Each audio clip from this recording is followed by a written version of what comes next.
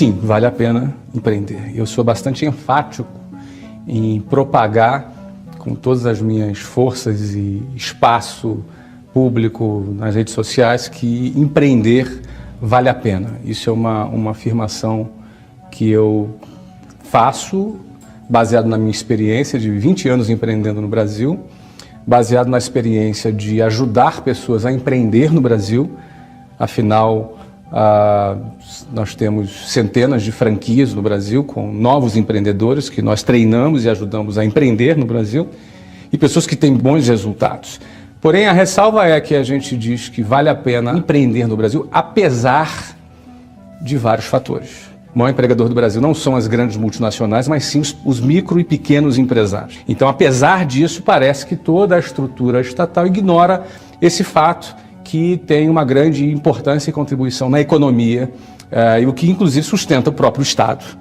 Não é? Então, apesar de tudo isso, apesar da complexa estrutura tributária, apesar das leis trabalhistas serem arcaicas e antigas e oneram bastante não apenas o empresário, mas até o próprio trabalhador, que às vezes ganha um salário e tem 35% descontado, e a empresa acaba pagando o dobro do que seria o salário bruto dele, e ainda com o líquido que lhe sobra, ele tem que pagar 50% de impostos embutidos em todos os produtos.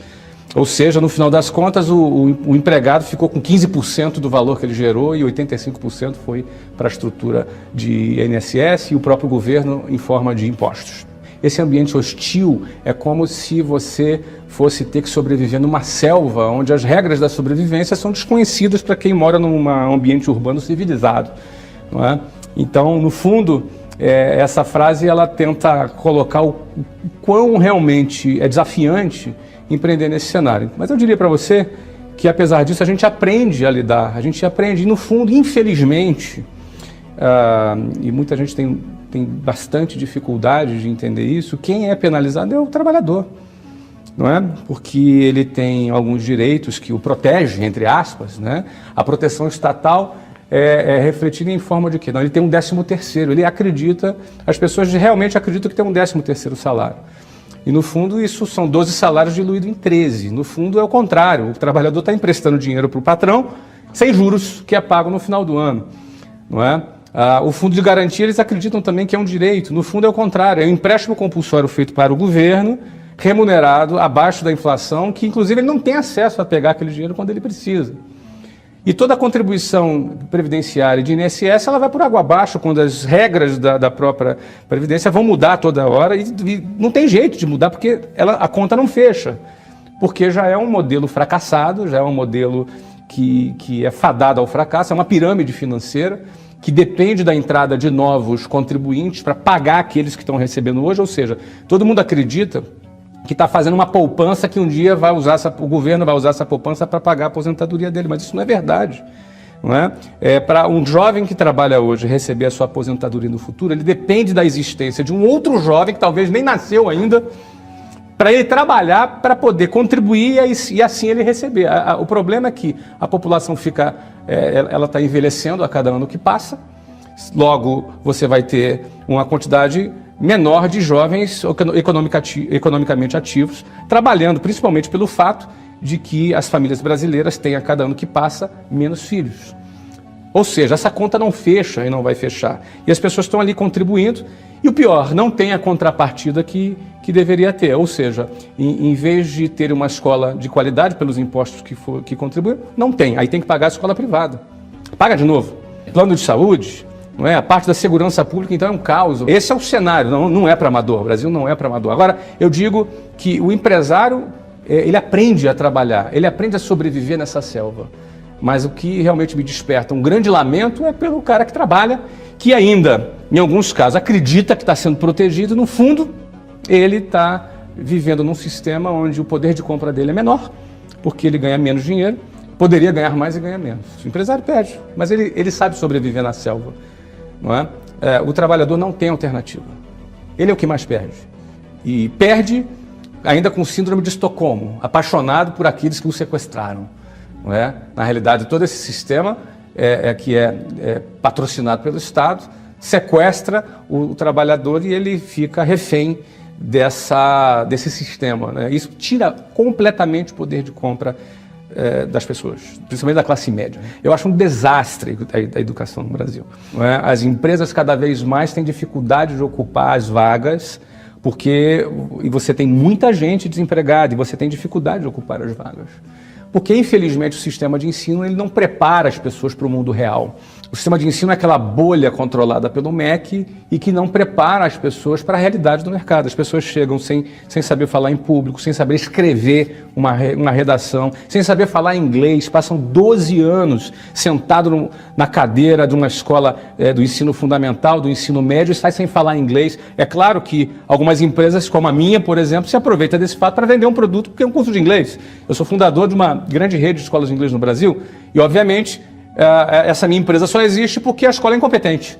Se a escola fosse competente, essa empresa não existiria. Então, como as pessoas saem do sistema de ensino sem ter noções mínimas de educação financeira?